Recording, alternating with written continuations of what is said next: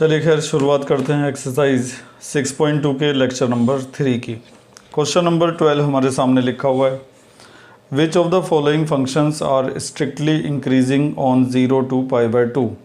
इन चारों में से कौन से फंक्शंस ऐसे हैं जो इस दिए गए इंटरवल के अंदर स्ट्रिक्टली इंक्रीजिंग होंगे।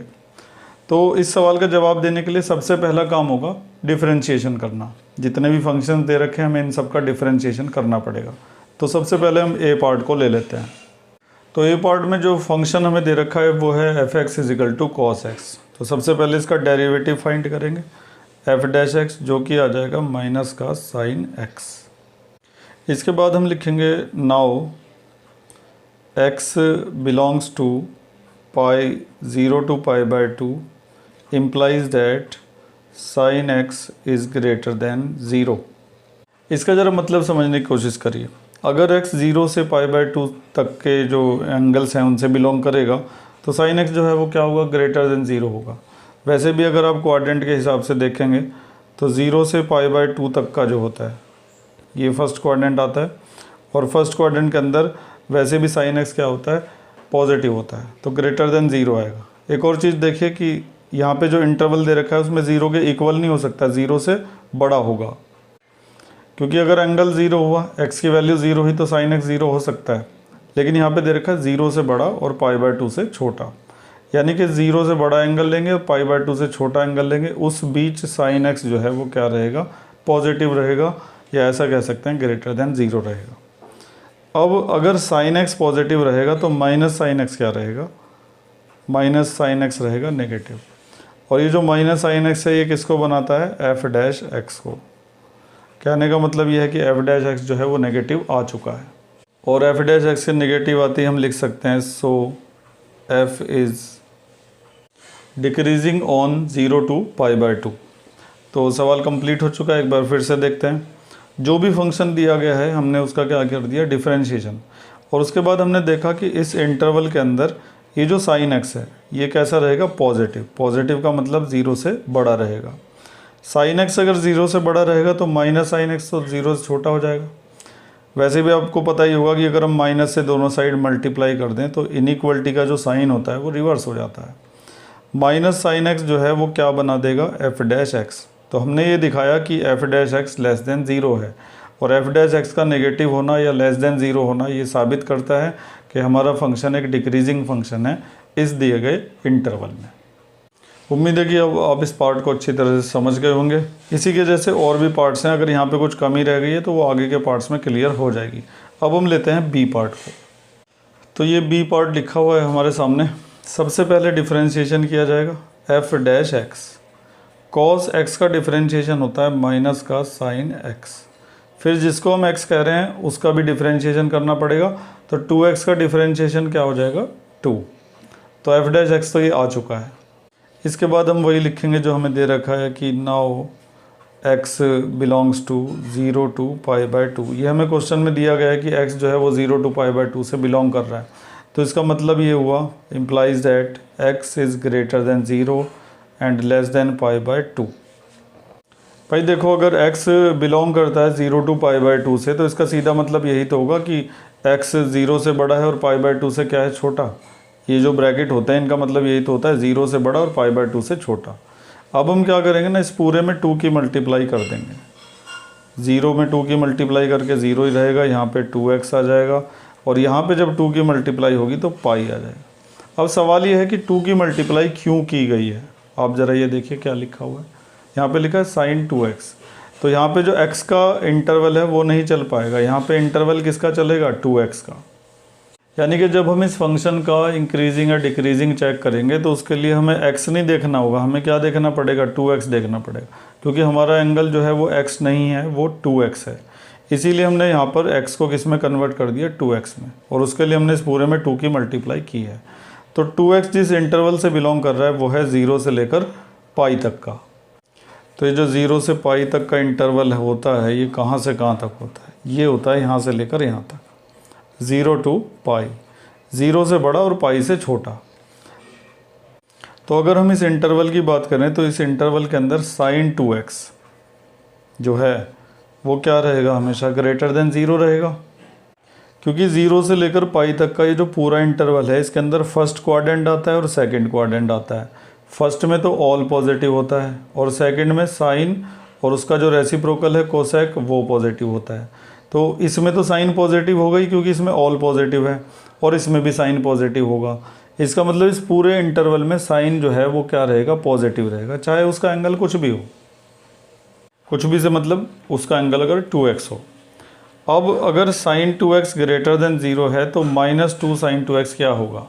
भाई तुम ऐसे सोचो, तुमने दोनों तरफ -2 से मल्टीप्लाई कर दिया तो एक बार तो ये है कि इनइक्वालिटी का साइन बदल जाएगा और ये बन जाएगा -2 साइन 2x।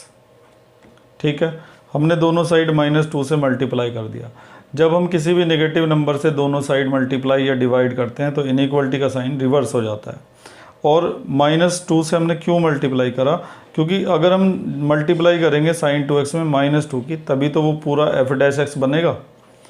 तो अब हमें पता चल रहा है कि ये पूरा f' है और ये क्या है, लेस देन 0। तो f' का 0 से छोटा होना क्या इंडिकेट करता है, implies that f(x) is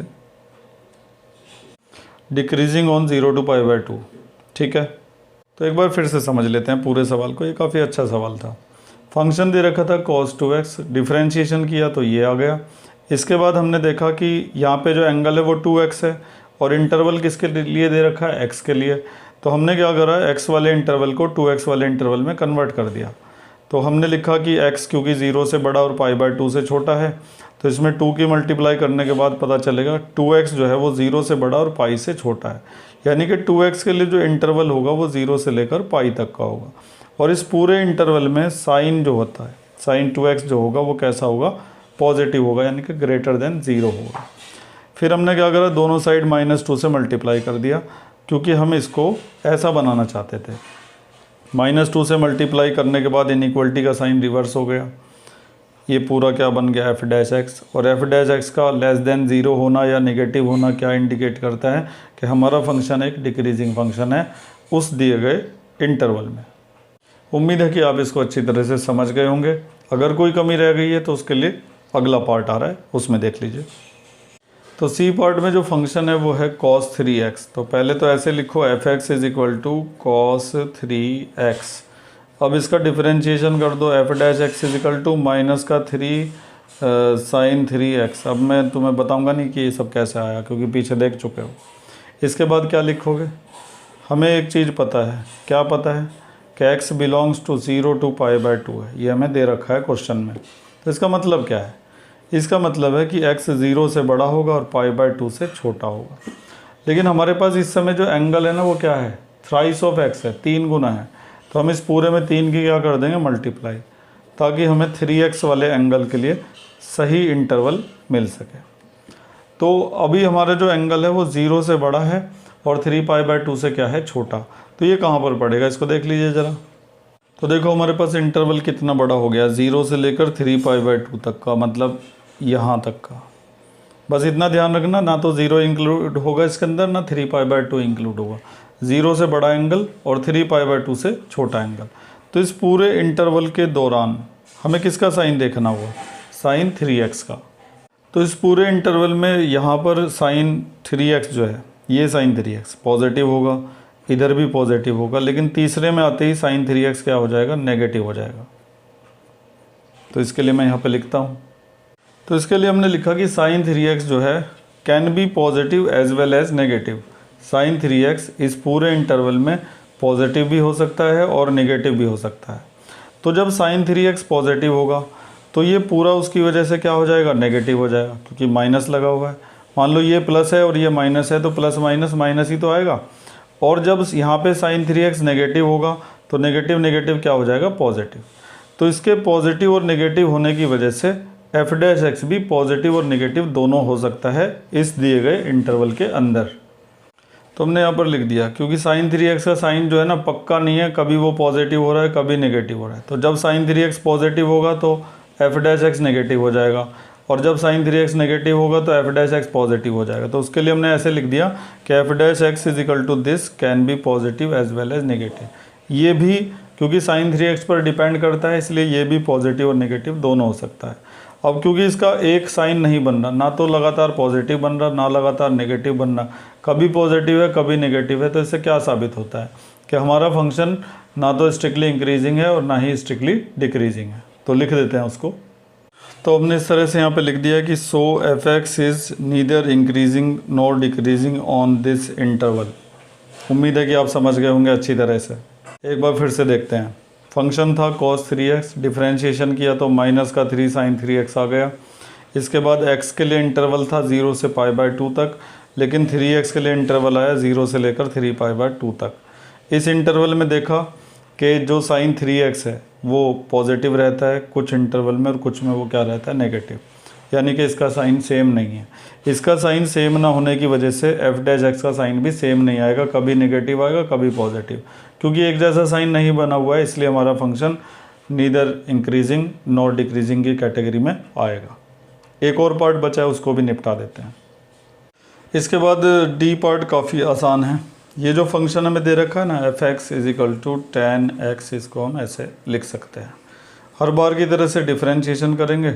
tan x का डिफ्रेंशिएशन क्या होता है, sec स्क्वायर x। इसके बाद वही क्या तुम्हें क्या दे रखा है कि x जो है ना वो इस इंटरवल से बिलोंग करता है 0 से π/2। इस बार तुम्हें इस x को ना बदलने की ज़रूरत नहीं है, क्योंकि यहाँ पे भी देखो x ही लिखा हुआ है।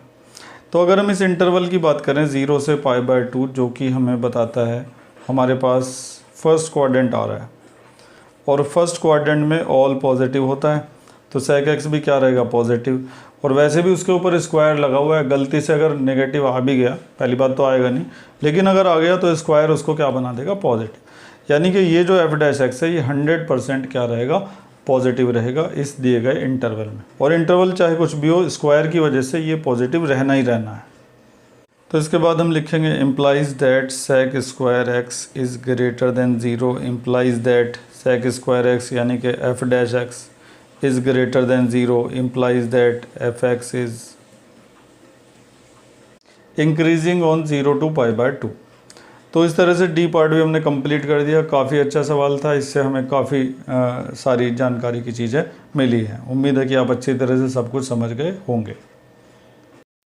क्वेश्चन नंबर 12 के बाद एक और बेहतरीन सवाल हमारे सामने लिखा हुआ है, देखते हैं क्या करना है।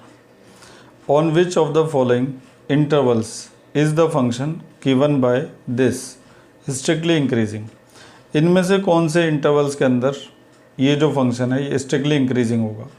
तो इनमें से जिन जिन इंटरवल के अंदर इसका एफ डैश एक्स पॉजिटिव आएगा, उन्हीं इंटरवल के अंदर ये क्या होगा, स्ट्रिक्टली इंक्रीजिंग। तो सबसे पहले हम इस फंक्शन का एफ डैश एक्स निकालते हैं और फिर ये देखते हैं कि इन इंटरवल्स के अंदर ये पॉजिटिव आ रहा है या फिर नेगेटिव आ रहा है। तो सबसे पहले हम इस फंक्शन का डिफरेंशिएशन करते हैं। F dash X is equal to 100x की पावर 99 और साइन एक्स का डिफरेंशिएशन क्या हो जाएगा, कॉस एक्स, और 1 का डिफरेंशिएशन क्या हो जाएगा, 0। तो डिफरेंशिएशन तो हो गया बड़े आराम से। अब हमें देखना कि ये जो फर्स्ट इंटरवल है इसमें ये पूरे फंक्शन का साइन पॉजिटिव रहेगा या नेगेटिव रहेगा। अगर पॉजिटिव रहा तो इंक्रीजिंग हो जाएगा और नेगेटिव रहा तो डिक्रीजिंग हो जाएगा। और मैं इसे फंक्शन कह रहा हूँ, ये असल में फंक्शन का डेरिवेटिव है। तो देखते हैं। तो सबसे पहले हमने लिखा x belongs to 0 to π/2 implies that x is greater than 0। भाई इसका मतलब यही तो है कि x 0 से बड़ा है और 1 से छोटा है। तो अगर हम x 0 से बड़ा लिख रहे हैं तो इसमें क्या गलत लिख रहे हैं, सही है। अब अगर x 0 से बड़ा है तो x की पावर 99 भी क्या होगा, 0 से बड़ा।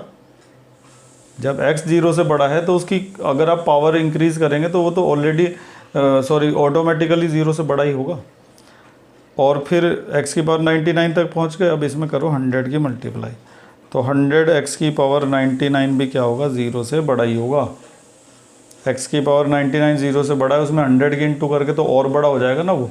तो फाइनली इतना हिस्सा तो हमने पता लगा लिया है कि एफ डैश एक्स का इतना पार्ट पॉजिटिव रहेगा या 0 से बड़ा रहेगा इस दिए गए इंटरवल में। अब बचा वो वाला हिस्सा कॉस एक्स वाला। तो इस फंक्शन का इतना हिस्सा हमने पॉजिटिव प्रूव कर दिया है, यानी कि ग्रेटर देन 0। अब इतने जो बचा हुआ पार्ट है इसको लेते हैं, फिर से लिखेंगे x बिलोंग्स टू 0 to π/2। तो अभी मैंने ना इंटरवल यहाँ पे ले रखा था 0 to π/2, जो गलत ले लिया था वो मुझे पिछले सवाल का इंटरवल याद आ गया था। फिलहाल यहाँ पर इंटरवल है 0 to 1। तो अगर x बिलोंग करता है 0 to 1 तक, तो इसका मतलब x lie between 0 and 1 radian. तो कुछ बच्चे यहाँ पर समझ नहीं पाएंगे, वो बोलेंगे रेडियन तो एंगल होता है। तो देखिए, आपको रेडियन की पूरी जानकारी होनी चाहिए। जितना रेडियन में एंगल होता है ना, उतना ही रियल नंबर में भी वो होता है। मतलब रियल नंबर में अगर 0 लिखा है तो रेडियन में भी आप 0 लिख सकते हैं, रियल नंबर में 1 लिखा है तो रेडियन में भी आप उसको 1 लिख सकते हैं। क्लास 11th में इस बारे में काफ़ी बड़ा एक्सप्लेनेशन दे रखा है कि रेडियन और रियल नंबर एक दूसरे के सिमिलर माने जा सकते हैं। ये देखिए 11th की NCERT में एक टॉपिक है relation between radian and real number. Radian में और रियल नंबर में क्या रिलेशन होता है। तो इस पूरे को पढ़ने के बाद एंड में समझ में आता है कि दस radian measure and real number can be considered as one and the same. मतलब दोनों को आप सेम मान सकते हैं। जो रियल नंबर में लिखा है उसको आप रेडियन में भी लिख सकते हैं। तो अगर x 0 से लेकर 1 रेडियन के बीच में लाई कर रहा है, तो इसका मतलब डिग्री में वो किसके बीच में लाई करेगा। Implies that x lie between 0 and 57 degree. इस बीच आपको ये पता होना चाहिए कि एक रेडियन जो है, एक रेडियन 57 डिग्री के करीब करीब बराबर होता है। अप्रॉक्सीमेट का साइन लगा देता हूँ। तो अब अगर x 0 से लेकर 57 डिग्री के बीच लाई कर रहा है, तो आप अंदाज़ा लगा सकते हैं कि cos x उसमें पॉजिटिव होगा या फिर नेगेटिव होगा, क्योंकि 0 से 57 डिग्री के जितने भी एंगल हैं वो सारे फर्स्ट क्वाड्रेंट के अंदर पड़ेंगे। तो सबसे पहले तो हम यहाँ पे लिख देते हैं implies that x lies in first quadrant. x जो है वो फर्स्ट क्वाड्रेंट में लाई करेगा, क्योंकि एंगल मिल रहा है 0 से 57 डिग्री का। तो implies that cos x is greater than 0, क्योंकि फर्स्ट क्वाड्रेंट में सारे ट्रिग्नोमेट्रिक फंक्शन पॉजिटिव होते हैं, तो cos x भी क्या होगा, पॉजिटिव। तो अभी हमने देखा कि 100x की पावर 99 यानी कि ये वाला हिस्सा ग्रेटर देन 0 है। इसका दूसरा हिस्सा भी हमने दिखाया ग्रेटर देन 0 है। इसको एक बार फिर से देखते हैं। x 0 से 1 तक बिलोंग कर रहा था, तो इसका मतलब ये हुआ कि x जो है वो 0 और 1 रेडियन के बीच में लाई करेगा। रेडियन को डिग्री में कन्वर्ट किया तो पता चला कि x 0 और 57 डिग्री के बीच में लाई करेगा। अब अगर एंगल 0 और 57 के बीच में है, तो इसका मतलब क्या है। इसका मतलब है कि फर्स्ट क्वाड्रेंट के एंगल होंगे ये, और फर्स्ट क्वाड्रेंट के अंदर ऑल पॉजिटिव होता है, तो cos x भी क्या हो जाएगा, पॉजिटिव। तो दोनों हिस्से जो हैं वो ग्रेटर देन 0 आ रहे हैं, तो इसका मतलब पूरा f डैश x क्या होगा, ग्रेटर देन 0। तो यहाँ पर लिख देंगे implies that f dash x greater than 0। Implies that f is an increasing function on 0 to 1। ये हमने लिख दिया है। तो काफ़ी अच्छा सवाल था ये भी। हमें जो फंक्शन दे रखा था हमने उसका डिफरेंशिएशन किया। अब डिफरेंशिएशन में हमने क्या किया, फर्स्ट वाला जो पार्ट था इसको देखा कि x अगर 0 से 1 में बिलोंग कर रहा है, तो इसका मतलब x 0 से क्या होगा, बड़ा। तो x की पावर 99 भी 0 से बड़ा होगा। फिर हमने दोनों साइड 100 की मल्टीप्लाई करी ताकि ऐसा बन जाए। तो ये भी क्या मिला हमें, ग्रेटर देन 0, यानी कि ये वाला हिस्सा पॉजिटिव, दूसरा भी पॉजिटिव, पूरा का पूरा क्या आ गया, ग्रेटर देन 0 आ गया। f डैश x के ग्रेटर देन 0 होने से साबित होता है कि ये जो फंक्शन है ये इंक्रीजिंग फंक्शन है इस दिए गए इंटरवल के अंदर। अभी मैं आपको एक और पार्ट करवा देता हूँ इनमें से, बाकी आप खुद करिएगा। खुद भी आपको कुछ करना चाहिए ताकि आप ज़्यादा अच्छा सीख सकें। तो इस बार जो इंटरवल है बी पार्ट में वो है π/2 से लेकर पाई तक का, और ये हमारा फंक्शन है। तो सबसे पहले तो डिफरेंशिएट तो कर ही रखा था हमने, एक बार फिर से कर लेते हैं, कोई बड़ी बात नहीं है। 100x की पावर 99 और sin x का डिफरेंशिएशन क्या हो जाएगा, cos x, और 1 का हो जाएगा 0। अब हमें ये देखना है कि ये जो f डैश x है ये इस इंटरवल के अंदर पॉजिटिव होगा या नेगेटिव होगा। फिर से हमें वही काम करना पड़ेगा, पहले इस आधे हिस्से को चेक करेंगे और फिर उस आधे हिस्से को चेक करेंगे। इसके बाद हमें जो दे रखा है ना वो लिखेंगे कि x कहाँ से बिलोंग करता है। x बिलोंग करता है π/2 to पाई से। इसका मतलब ये हुआ कि x जो है वो π/2 से बड़ा होगा और पाई से क्या होगा, छोटा। और इसका मतलब ये हुआ कि x जो है ना, पाई की वैल्यू क्या होती है, 22/7। तो यहाँ पर आ जाएगा 22/14, क्योंकि नीचे 2 भी है, और यहाँ पर पाई की वैल्यू क्या है, 22/7। अब 14 से 22 को डिवाइड करोगे तो 1 से तो बड़ी वैल्यू मिलेगी। ये जो वैल्यू है, डिनोमिनेटर छोटा है ना, तो इससे पता चलता है ये वैल्यू 1 या उससे बड़ी होगी। तो इसका मतलब x क्या होगा, 1 से बड़ा। समझने की ज़रा कोशिश कीजिए। 22 को 14 से डिवाइड करो या फिर इसको रिड्यूस कर लो, 11/7 आ जाएगा। तो ये जो 11/7 वाली वैल्यू है ये 1 से तो बड़ी है। ये वैल्यू के 1 से बड़ी होने के, तुम ये सोच लो यहाँ पे 1 लिखा है या 1 से बड़ा लिखा है, ठीक है। तो इसका मतलब x क्या होगा, 1 से बड़ा होगा। तो यहाँ पर हम लिख सकते हैं कि implies that x is greater then 1। और अगर x 1 से बड़ा है तो x की पावर 99 तो 1 से बड़ा होगा ही होगा, क्योंकि पावर बढ़ने से तो वैल्यू और ज़्यादा बढ़ जाती है। तो ये 3 लाइनों को एक बार फिर से समझाता हूँ। यहीं से x π/2 से बड़ा और पाई से छोटा है, वो तो हमें इस इंटरवल से पता चलता है। पाई की वैल्यू होती है 22/7। इधर भी जब रखोगे ना 22/7 तो ये बन जाएगा 22/14। अब ये जो वैल्यू आएगी ये 1 पॉइंट समथिंग आएगी। इसका मतलब x जो है वो 1 पॉइंट समथिंग से बड़ा है, या ऐसा कह लो सीधा सीधा 1 से बड़ा है। तो x अगर 1 से बड़ा है तो x की पावर 99 भी क्या होगा, 1 से बड़ा होगा। और 100x की पावर 99 भी क्या होगा, फिर 1 से बड़ा ही होगा। सॉरी, मैंने यहाँ पे थोड़ी गड़बड़, 100 से दोनों साइड मल्टीप्लाई कर दो तो इधर आ जाएगा 100x की पावर 99 और इधर क्या आ जाएगा, 100 आ जाएगा। तो 100x की पावर 99 100 से बड़ा है तो पॉजिटिव तो होगा ही। जो चीज़ 100 से बड़ी है वो 0 से तो बड़ी होगी ही। तो इसका मतलब ये पूरा जो हिस्सा है ये हमने प्रूव कर दिया कि ये 0 से क्या है, बड़ा। अब बारी आती है cos x की।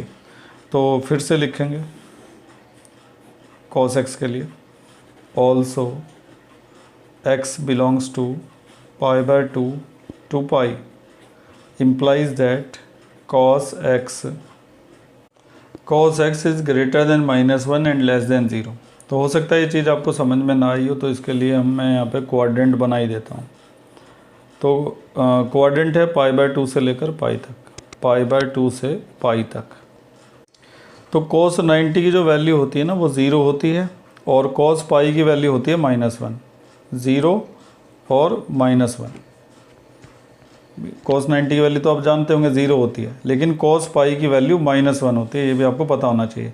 या फिर आपको अगर 11th क्लास का वो यूनिट सर्कल याद है, 11th में सिखाते हैं कि यूनिट सर्कल, तो यहाँ पर जो कोऑर्डिनेट आते हैं इस जगह वो 1 0 आते हैं, यहाँ पे 0 और 1 आते हैं, यहाँ पर -1 और 0 आते हैं, और यहाँ पर 0 और -1 आते हैं। तो इसमें जो पहले वाला होता है ना ये cos को रिप्रेजेंट करता है, और दूसरा वाला रिप्रेजेंट करता है साइन को, sin x और cos x। तो इस जगह पर cos x की वैल्यू 0 है और यहाँ पर cos x की वैल्यू क्या है, -1। कहने का मतलब यह है कि π/2 पर cos की वैल्यू क्या होगी, 0। तो π/2 पर cos की वैल्यू 0 होगी और पाई पर cos की वैल्यू 1 होगी। इसका मतलब cos x जो है वो -1 से 0 के बीच में क्या करेगा, लाई करेगा। अब ज़रा समझने की कोशिश करिए कि f' का साइन आएगा क्या। इस पूरे की जो वैल्यू है वो किससे, 100 से भी बड़ी है। 100 से बड़ी का छोड़ो, 100 मान लो, इस पूरे की वैल्यू को 100 मानो।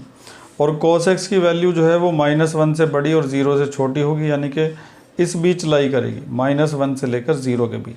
कितनी भी बड़ी वैल्यू यहाँ पर आ जाए उसको जब तुम यहाँ पर रखोगे, मान लो कि -1 से बड़ी थोड़ी सी वैल्यू हो गई, जैसे कि -0.5, अगर तुमने उसको यहाँ पर रख दिया और यहाँ पे लिखा हुआ है 100 या 100 से बड़ी वैल्यू, तो उसमें से इसको माइनस करोगे तो फाइनल साइन इसका क्या आएगा, पॉजिटिव आएगा।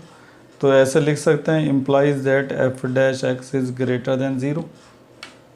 thus f(x) is an increasing function on π/2 to π/2 to pi। एक बार फिर से समझिए पूरे पार्ट को। डिफरेंशिएशन कर दिया था हमने इसका, उसके बाद हमें इस दिए गए इंटरवल में चेक करना था कि इसका जो साइन है वो क्या आएगा। तो हमने सबसे पहले इस पे फोकस किया। x π/2 से पाई से बिलोंग करेगा, तो इसका मतलब ये है कि x जो है वो π/14 से बड़ा होगा और 22/14 से बड़ा होगा और 22/7 से क्या होगा, छोटा। केवल इस पे फोकस करके हमें पता चला कि x 1 से बड़ा है। x अगर 1 से बड़ा है तो x की पावर 99 भी 1 से बड़ा होगा। फिर हमने दोनों साइड 100 से मल्टीप्लाई कर दिया, तो हमें पता चला कि 100x की पावर 99 जो है वो 100 से बड़ा है, यानी कि ये वाली वैल्यू 100 से बड़ी है।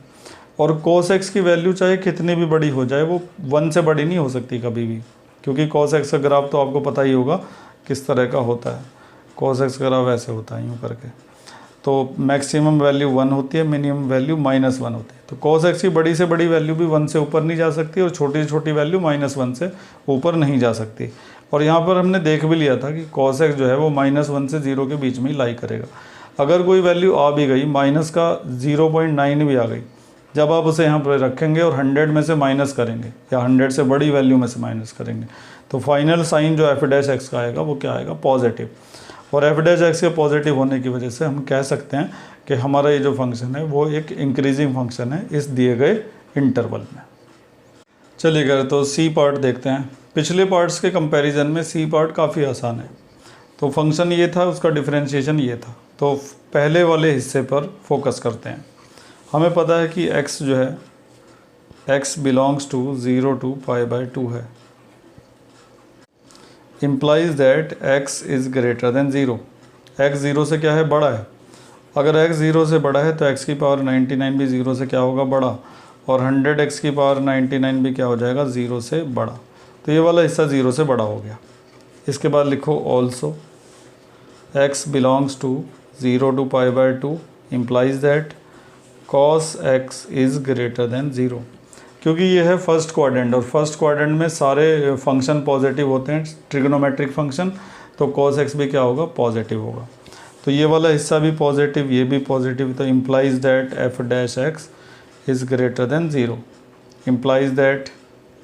तो अभी एक बार ना पूरे सवाल को देख लेते हैं ढंग से। तो सवाल हमारा ये था कि on which of the intervals the function given by this is strictly increasing. इनमें से कौन कौन से में स्ट्रिक्टली इंक्रीजिंग होगा। तो अभी हमने तीनों पार्ट करे, तीनों में हमारा फंक्शन क्या है, स्ट्रिक्टली इंक्रीजिंग आया। गलती से ना मैंने सवाल में यहाँ पर इंक्रीजिंग वर्ड डाल दिया था, असली जो वर्ड है यहाँ पर वो डिक्रीजिंग है। तो हमें ये देखना था कि कौन कौन से इंटरवल में हमारा फंक्शन डिक्रीजिंग फंक्शन होगा। तो क्योंकि तीनों में इंक्रीजिंग आया है इसलिए हमारा जो आंसर होगा वो क्या होगा, डी होगा।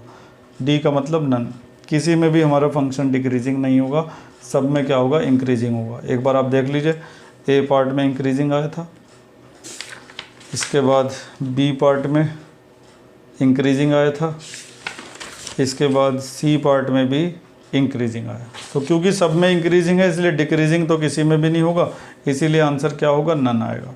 लेकिन एग्ज़ाम में ज़रूरी नहीं कि कुछ भी आप बदल सकते हैं। यहाँ पर मेन चीज़ है आपको उसका पता होना चाहिए कि करना किस तरीके से है।